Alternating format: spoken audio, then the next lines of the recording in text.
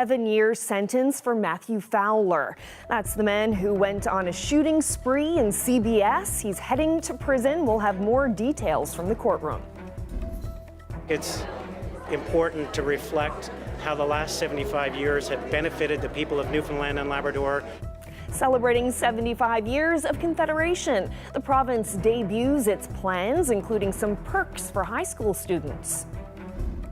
It's one of Gander's largest employers. We'll take you inside the Area Control Center here, where the flight service station is celebrating 85 years. It's a fail-safe for so many different systems.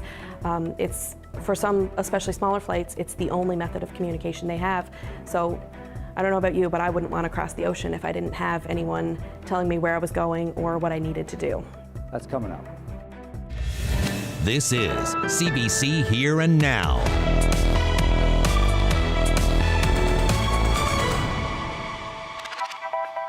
Good evening and welcome to Here and Now. We begin tonight with some breaking news. A judge has sentenced 33-year-old Matthew Fowler to 7 years in prison for a series of shootings that prompted the RNC to issue the province's first ever emergency alert and forced schools and businesses in Conception Bay South to shut down. Justice Peter O'Flaherty handed down the sentence in Supreme Court late this afternoon. Those shootings happened 15 months ago when Fowler, fueled by cocaine and jealousy, entered a home on Uplands Road. That's where Fowler shot a man before leading police on a 2-hour manhunt that ended with officers using a spike belt to stop his vehicle and tasing Fowler. In an agreed statement of facts, Fowler says he was angry after learning his then-girlfriend was messaging other men. Fowler admitted to confronting one of those men, but said the gun didn't belong to him. Rather, it was owned by the man he shot. Fowler pleaded guilty to 5 charges, including reckless use of a firearm. He'll be credited for time served. O'Flaherty says he believes Fowler is a good candidate for rehabilitation. Well, a 32-year-old man who died and 2 other people who were seriously injured when their vehicle crashed into a home on Empire Avenue in St. John's early Saturday morning. The RNC say all 3 people were in the vehicle when it burst into flames. There were tire marks cutting through a grassy area at the scene, leading toward a group of houses. One home was damaged in the crash. Police are investigating that crash. Well, the province is facing a housing crisis as well as a healthcare crisis, and now the two are overlapping in an unexpected way.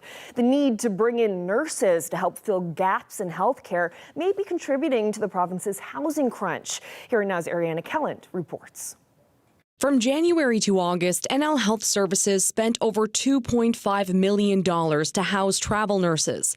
The health authority agrees it's costly, but they say it's necessary. At any one time, we have within the province somewhere around 200 nurses, which are needing accommodations. These are rental agreements obtained by us through access to information showing the kinds of accommodations, like a room at the former Super 8 motel, a unit at these executive suites, and the cost. The highest, $4,600 a month for a house near the hospital in St. John's. Looking across the province, costs are especially high in one region. The health authority spent over $1.2 million in the central region to cover rent for 129 travel nurses over 8 months. And a lot of these agreements go well into the new year. We would kind of have a look at sort of what the market is bearing, and that's kind of where we would land. So we would do some research around that and then just determine what is appropriate. Brendan Prue and his pregnant partner say they simply can't compete with the rates paid by the health authority. I found that there was a very large lack of housing available, and anything that we came across was outrageously priced. After nearly a year of searching, the young couple moved an hour and a half away. I understand some people can afford that, but the average middle-class family can't afford that. Malloy stressed that the health authority doesn't want to use expensive travel nurses, but say they have to, at least for now. I would be really clear that that's where our focus is. It's around sort of having full-time employees who are working with us in the health authority, and that reliance on travel nursing to move away from that reliance on travel nursing. So that's where our long-term vision is, and that's what we want to focus on. Until then, Malloy says spending on private accommodations will continue. Ariana Kelland, CBC News, St. John's. Well, the province is launching a 3-year, $1.8 million program to help hundreds of low-income families pay for food. Half of that money will come from a Maple Leaf Foods charity, the other half from the provincial government. But with food bank use at an all-time high, some advocates say government needs to do more. Here Now's Mark Quinn reports. Today we're focusing on the contributions that were made here by Maple Leaf Foods and their support for this initiative, and it was a great way to get this money to families right away. This program aims to reduce food insecurity by giving hundreds of people money to buy groceries. 16 family resource centres across the province will identify who needs this money the most and then get it to them. It's about $150 a month into the hands of the most vulnerable 150, 200 families in Newfoundland and Labrador. Sarah Stern is with the Maple Leaf Centre for Food Security. It's a registered charity created by Maple Leaf Foods in 2016. We've been following programs across Canada and the US around this idea of food as medicine. And so in conversations that we'd had with the government here, we saw a real opportunity to work with them to create a program that would get money into folks' pockets to buy the food that they need. Food First NL estimates that about a quarter of this province's population is facing food insecurity. Its executive director says this program will help some families, but he says more is needed to address this big problem. It's a question of access to income, mostly, whether that's minimum wages, whether that's social supports. So I would be surprised if a program of this scale moves that needle. But I think there are some things we can learn about it, about how much impact does it make. So a transfer of this size, it can make a significant impact at that household level. Minister Howell said families who are eligible should start getting money for groceries early in 2024. Mark Quinn, CBC News, St. John's. Well, you might not get it from the name, but you don't have to donate only food to a food bank. The services are looking for all kinds of things that people need and anything that can help bring in an extra bit of joy or comfort and ease. Here Now's Jessica Singer explains. When we think of donating to food banks, we often think of, well, you know, food. Things like this,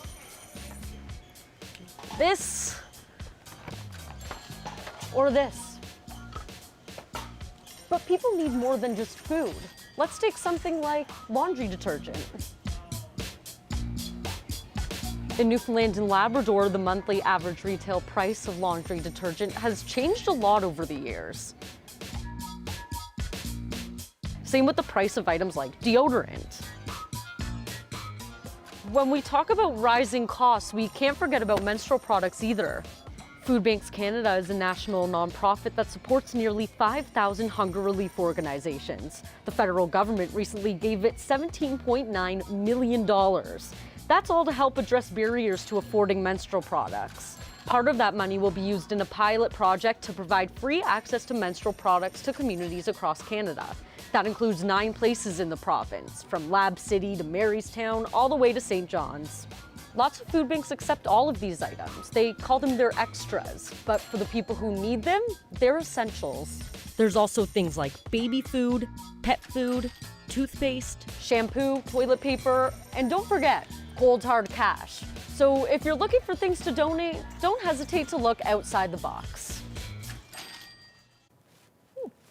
Well, 2 days before Christmas, the Virginia Park Community Centre in St. John's will shut its doors. It's a key resource for people, but the building needs some renovations. As Here Now's Heather Gillis reports, those key services will continue nearby thanks to help from some neighbors. The Virginia Park Community Centre is showing its age. Built in 1942, the place needs some work, according to the centre's chair, Ron Ellsworth. It certainly outlived its usefulness at this point. There's some preliminary work been done, but at this point, we're actually in the way of Housing Corp doing the rest of the work. We got to open up some walls, the floor's got to be opened up. We really got to do a detailed look at the structure and the feasibility here. While the community center is being assessed for renovations, programs are going to be moved elsewhere. For example, programs for seniors are going to be down the road and around the corner here at St. Mark's Anglican Church. Right now, it's home to a lot of critical services, but soon the center's main offices will move 2 doors down the street to space being offered up by Academy Canada. Youth programs will still happen nearby at East Point Elementary. Ellsworth says the center serves about 100 people in the community, offering programs for youth, seniors, a food pantry, access to computers, and help for new Canadians. He thinks it'll take 2 to 3 months for crews to finish checking the building for problems. We are slab on grade building, and we are downhill from the property beyond us. So we do get some water penetration. 8 or 9 years ago, there was a major flood here with water coming in. So we do have some concerns around that. We were getting some smell in the building, so very proactively, there was an air quality test done to make sure there was no health issues, which was cleared. Ellsworth has high praise for their neighbor, Academy Canada, who offered up space right away. Newfoundland and Labrador Housing owns the building. Minister Paul Pike says even if the building is beyond repair, its programs will continue. We have community partners in place, and there should not be a disruption, a major disruption. In the near future, though, the community center's programs will stop operating on December 22nd, and then they'll reopen at the new locations on January 8th. Heather Gillis, CBC News, St. John's.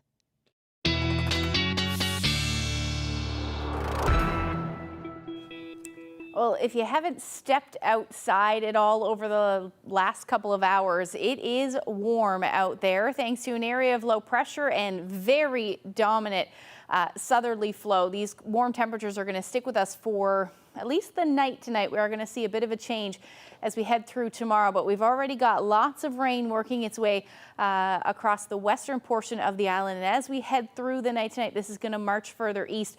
Our radar is back. Hollywood radar is finally back up and running. But as far as the warnings, it is prompting a lot of warnings, wind warnings in particular along the west coast of the island. We've got rainfall warnings in place, special weather statements, and up across Labrador, this is a mainly snow event from essentially north of Cartwright through back towards Happy Valley, Goose Bay, and then towards Churchill Falls. Now, if we take a look at the winds, that is the biggest story at the moment anyway. We've got winds sustained anywhere from 40 to 60 kilometers per hour. You factor in those wind gusts, more like 85 kilometers per hour anyway at this point in the Rec House area. But as we head through the night tonight, those winds are really going to ramp up. We could be seeing those gusts in excess of 100 kilometers per hour. We'll talk all about it when I come back. Thanks, Ashley.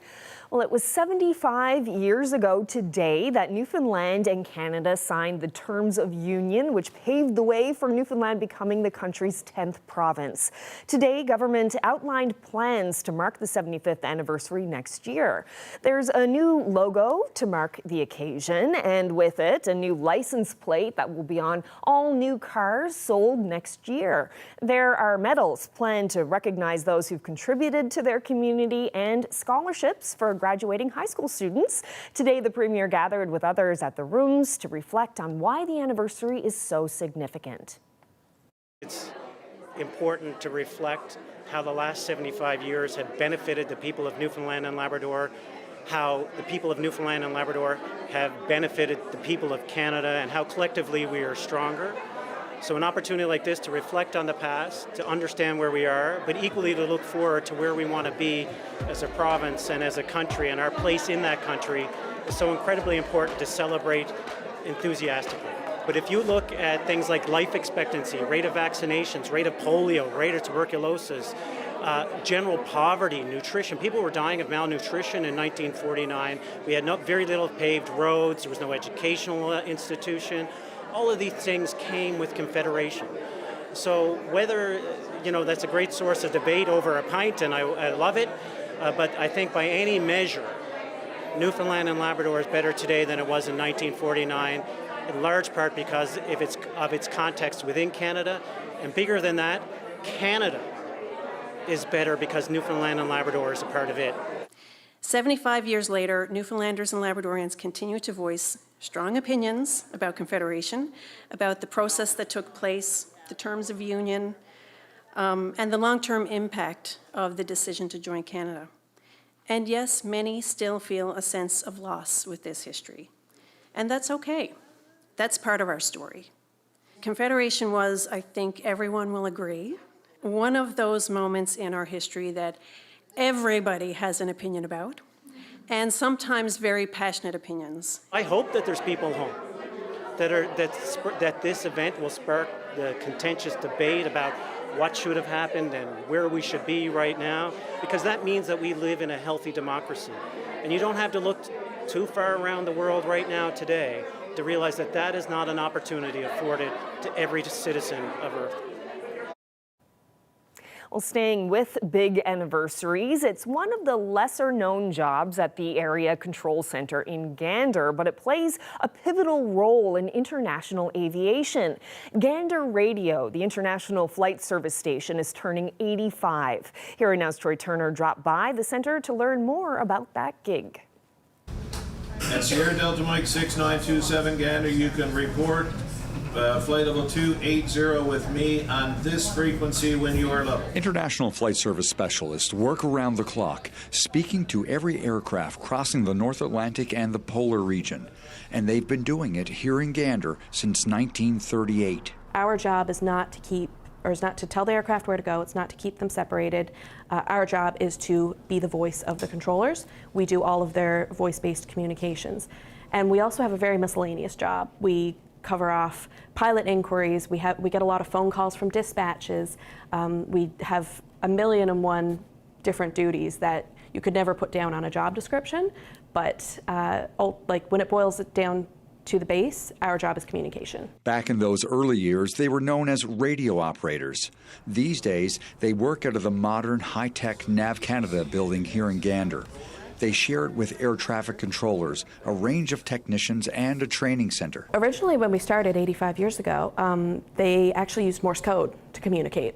So I would kind of put it to two big differences, that being the first one, because now we can just use our voice communications.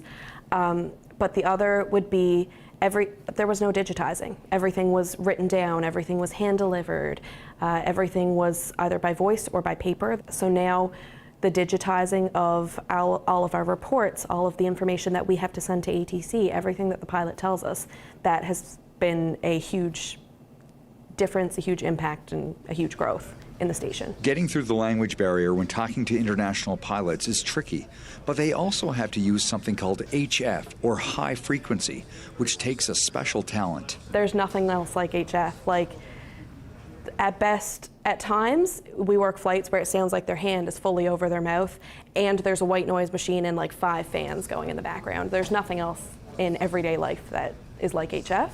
But as we work the job, like, you can watch the progress from somebody from when they first start in the job in training to the time that they check out a few months later to when they're a year in, 5 years in. Like, you can start to really pick up on flights. Osmond loves her job, even the shift work, and puts a lot of faith in her coworkers. The IFSS it's been around for a long time, and it's going to be around for a long time. It's a fail-safe for so many different systems.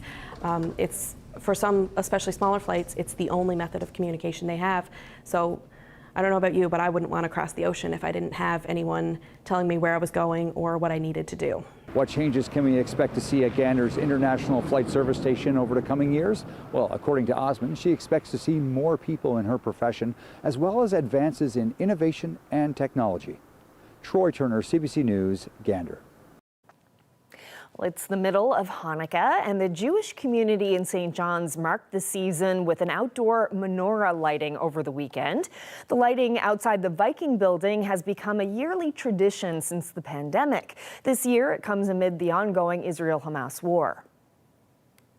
When you light someone else's candle, when you light somebody else's wick, you stand taller.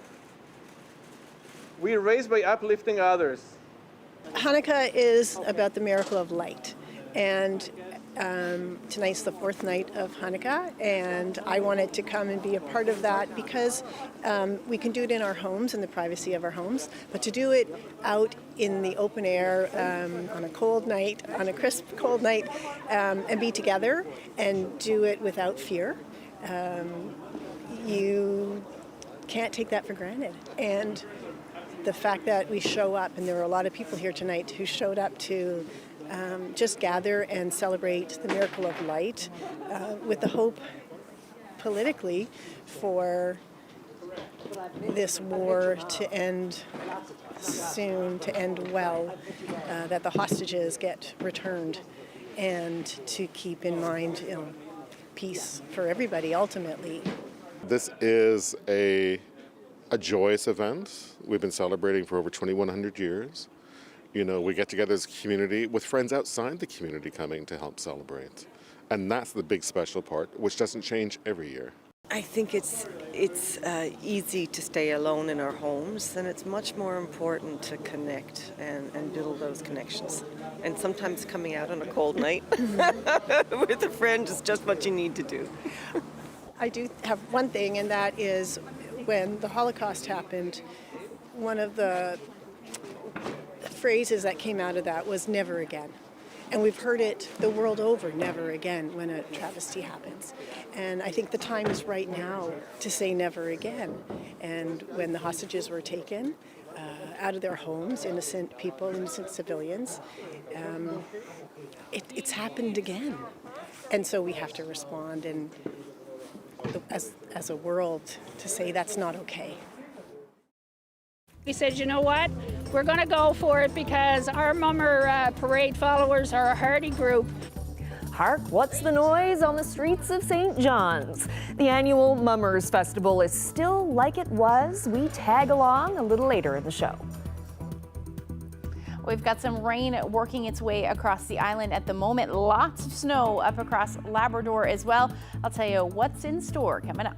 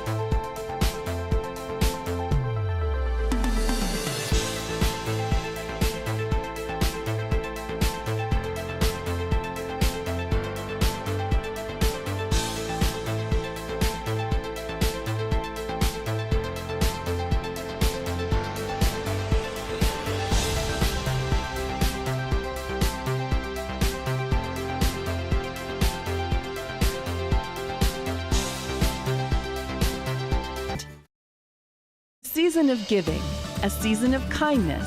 Let's make the season kind for those in need. CBC is helping support local food banks this holiday season. Visit cbc.ca/bekind to find out how you can help.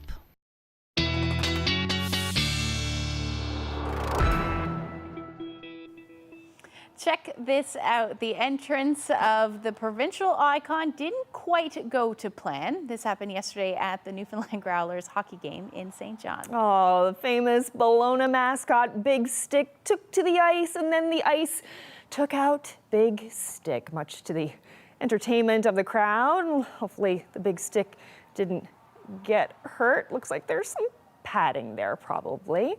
I would call that, though, Ashley, a true slapstick comedy. Oh, Carolyn, that's a good one.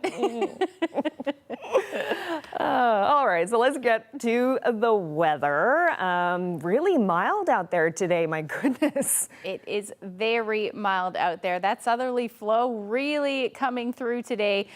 Pretty much any snow that was on the ground left from the last couple of days is now gone in the east anyway, and it's going to, you know, most of it will be gone, I'm saying, or thinking through central and parts of the west coast. You still got lots of snow on the ground there, but it's definitely warm out there, anywhere from 9 to 13 degrees at the moment. Deer Lake, 15 degrees, and we've got some of that warmer air up across the southeastern portion of Labrador as well. Take a look at the difference in temperatures since yesterday. 18-degree difference in Deer Lake, 14 in Corner Brook, and Gander a 15-degree difference. So we've certainly got lots of warm air out there. Now up across Labrador, at least portions of Labrador, different story, anywhere from 1 to about 5 degrees colder than where you were yesterday. Let's take a look at what's going on right now. We've got lots of rain working its way across the western portion of the island at the moment, and that will continue to head east as we head through the night tonight. Now we've got a big swath of snow up across portions of Labrador, southeastern Labrador. You're seeing rain, and we'll continue to see rain as we head through the night tonight. And then on the Trans-Labrador Highway, there's a good chance that you'll see a couple of hours, anywhere from maybe 2 to 4 hours of freezing rain tonight. As that changes over to snow as we get into the morning hours. But note what happens to those temperatures as the rain moves its way further east. We're going to start to see that drop in temperatures by the time we get into the early morning hours as we see a change in that wind direction there. So as that rain ends, you can expect those temperatures to drop. Overall, we're looking at strong winds on the west coast of the island, hence that wind warning. Southerlies gusting around 80 kilometers per hour, but we'll likely see those gusts in excess of about 100 as for those exposed areas rather. And most of the island will in fact be seeing those winds gusting around 60 kilometers per hour. Now up across Labrador, about -10 in Lab City tonight, and otherwise into the minus single digits or hovering around there in Cartwright. So you'll see that rain transition through to the potential for some freezing rain, and then eventually some flurries on the back side of that.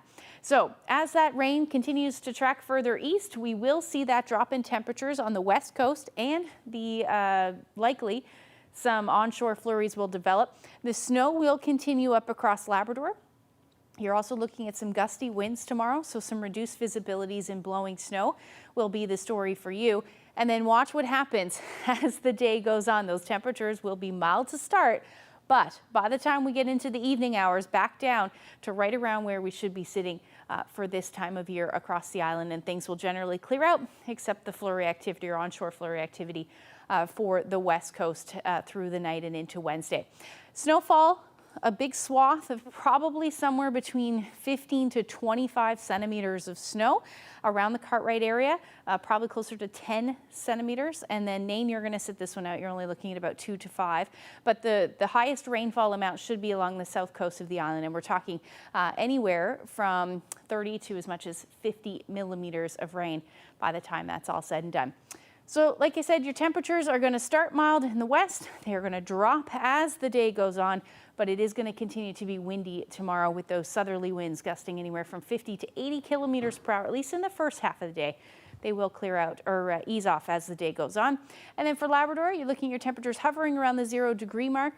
for around the Cartwright area, a little bit above to the south and below to the north, and then anywhere from about -3 to about -10 for the west coast. Now you are looking at your temperatures cooling down a little bit in the long range forecast. We'll get into that when I come back. And then you get a paycheck and then you go, here's rent, here's power, here's that. And it felt like everybody was getting what I had worked hard for, except for me. Coming up on The Grind, the constant struggle to get ahead prompted this single parent to leave town and opt for a slower pace.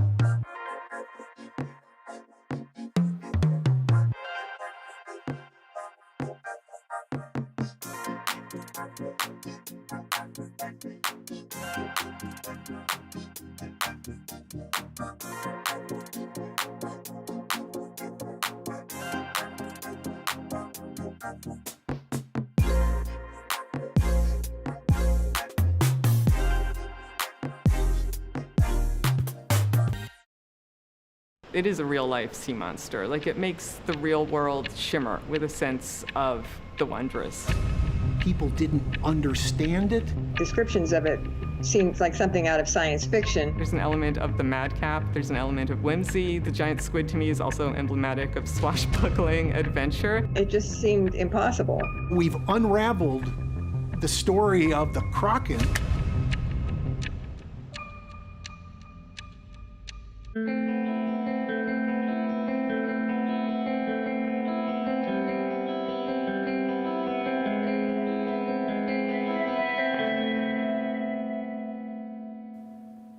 Well, juggling multiple jobs isn't new for Stephanie Moist. The single mom has been doing it for decades, and she's still doing it. In our latest episode of The Grind, we hear about her decision to uproot, what it means for her family and her free time. Here and Now's Malone Mullen has this special report. These days, Stephanie Moist has more time than ever. She's still working 3 jobs, but now it's at her own pace. There is a catch, though. The reason she's able to slow down is because she moved to a place where that's possible. We're all just kind of flatlining with our salaries right now. It's a struggle, and it's been a struggle for me for 20 years as a single parent. The insurance agent works from home in the small coastal community of Bare Need. This house has been in her family for decades and needs a lot of work. But faced with rising rent even outside the metro area, it was her only option. $1,500 rent? For a 2-bedroom. Yeah. And I'll be honest, I make just over $40,000, and that's more than a paycheck.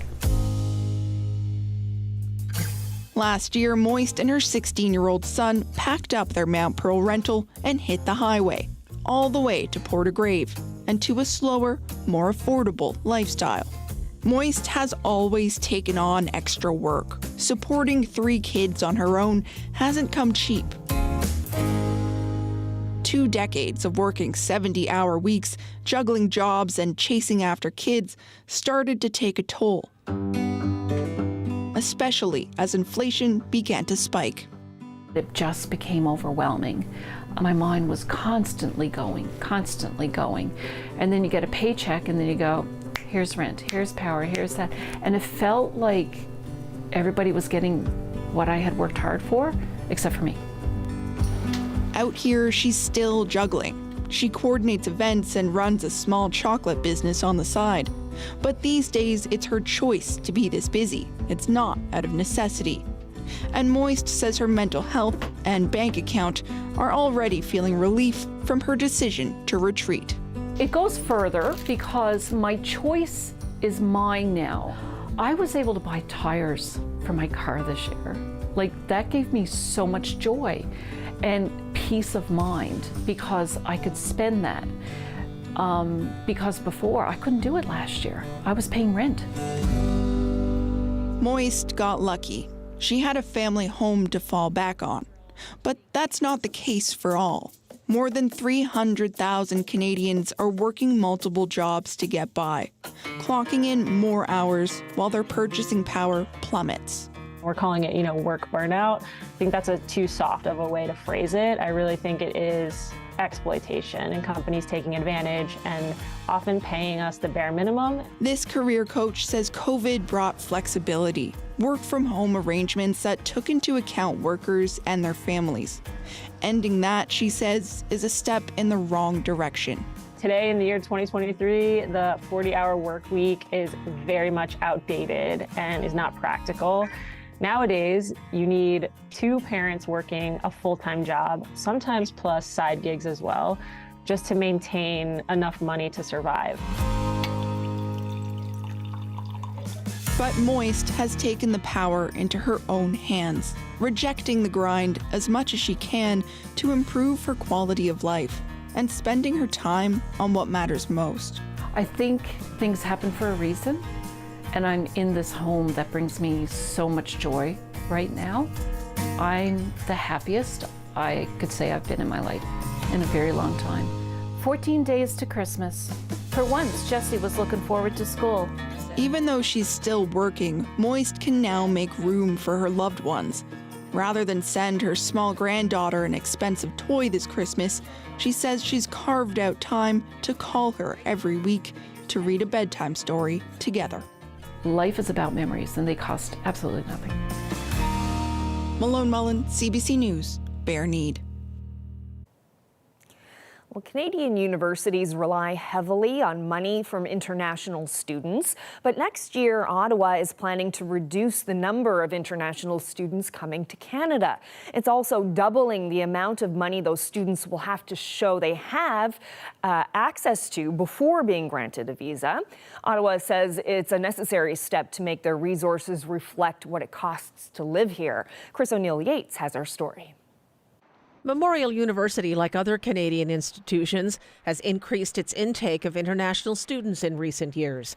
Jawad Chowdhury is one of 3,400 studying at Memorial. When I first came here in 2018-2019, rent was very reasonable. An average room in a shared house was probably $300 plus utilities. Now many international students struggle to pay rent in St. John's, where a room alone can cost $1,200 a month. It gets very difficult to afford your rent, to afford your food, and to stay a full-time student.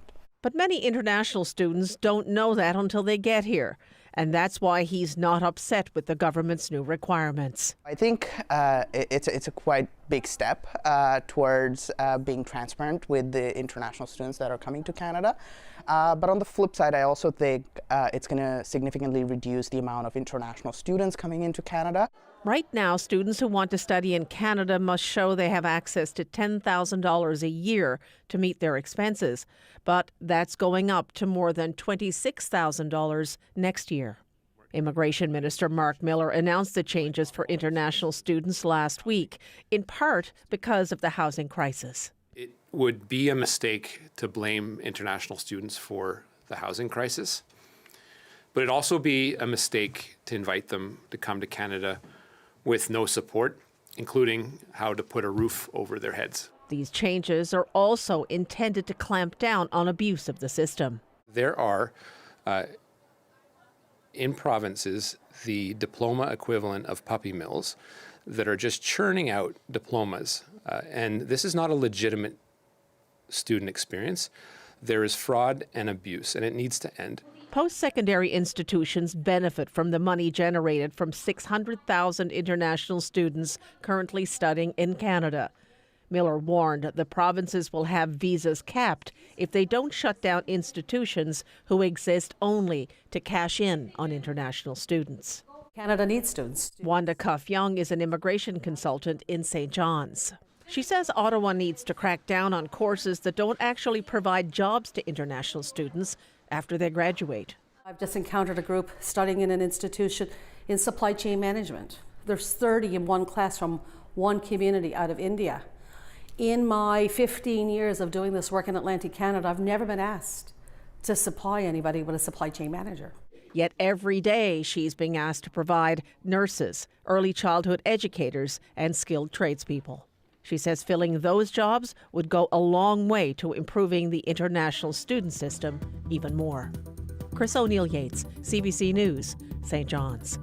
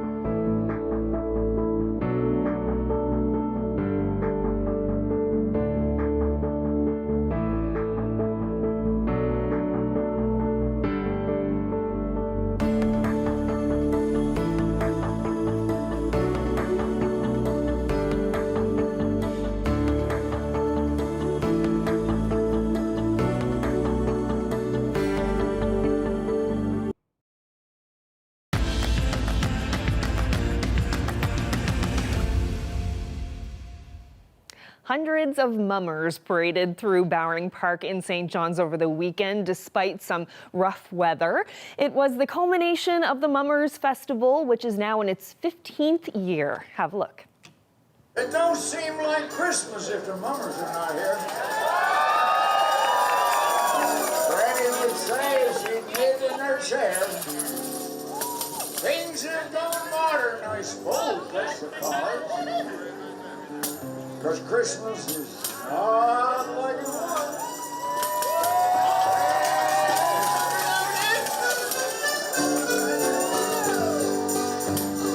And what's the noise everybody for snow? Granny, best mummers, there's plenty. Is this your first Mummers Parade? Oh God, no. I think this is my probably 10th one, but it's his first one. It's your first one. How are you enjoying it? I love it. This is amazing.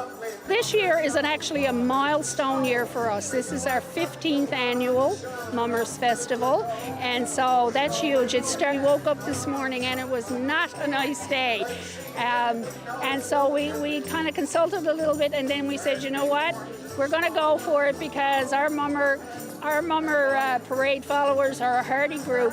Everybody loves the Mummers Parade, so it's an hour of your day that you might have to bundle up and stuff, but everybody loved it. Everybody was cheering us on, and it just made everything go even better. Of course, what more can you ask for at a Newfoundland Mummers Parade than to have Mr. Bud Davidge at the end of it? Just amazing. Makes it all worth it. I think a big thing for us is that we're introducing new generations to this centuries-old tradition. You can see all the little kids here today. Their parents are taking them and they're introducing them to mummering. All the little mummers going around today it was awesome to see the young partying and having fun. It's great. Joni, how old are you? 10. 10, and Elise? 10. Okay, and is this both your first time being in the parade? My first time. I've been here before. You've done the parade before? You've been in it? How many times do you think? I don't remember how many, but I know I've done it a lot. Yeah. And tell me a little bit about your hat. How long did it take to make? Oh my goodness. Well, my hat, I made it actually last year. I would say it probably took me 4 or 5 hours once I got the idea and the concept and the materials together.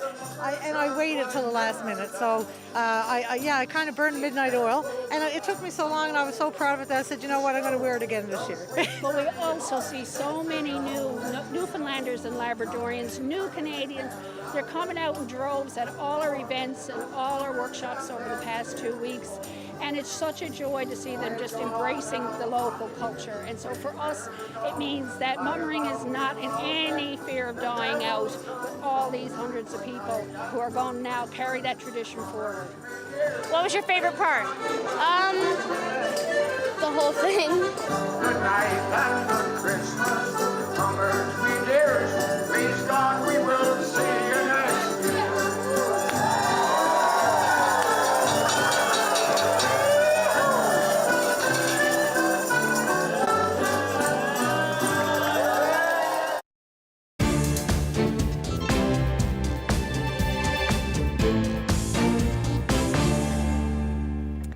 The federal government has unveiled a new $13 billion dental care plan. It's designed to help people who have an annual household income of less than $90,000 and don't have access to private insurance. While emphasizing the importance of dental care, Health Minister Mark Holland noted that bad oral hygiene can lead to cardiovascular disease and other health issues.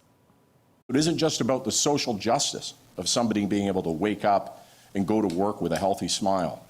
It's fundamentally about their health. Coverage will include preventative, diagnostic, restorative, and surgical services such as x-rays, fillings, root canal treatments, and dentures. The program will roll out in phases. Among the first will be seniors 87 years or older, as well as kids under 18. Expanded dental care is a key part of the Liberals' supply and confidence deal with the New Democrats. Well, a new survey indicates a strong opposition to the Alberta government's plan to leave the Canada Pension Plan. And it's not just from other provinces. More than 3,700 Canadian adults participated in the online survey by the Angus Reid Institute. 48% of Albertans surveyed opposed the idea, compared to 36% who supported it. More than half of the participants from Atlantic Canada, Ontario, Manitoba, and BC were also against the proposal. Most of the Canadians surveyed also did not want their own province to have a separate pension plan.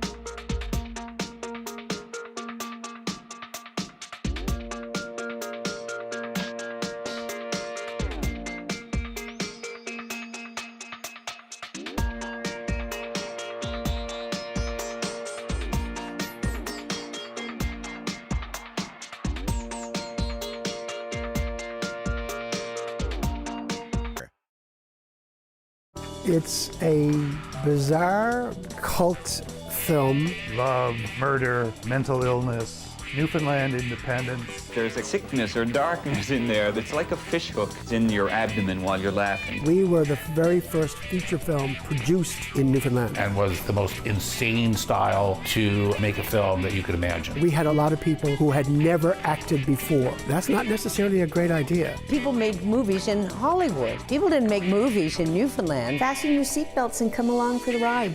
And that's all I can say, I think. I don't know.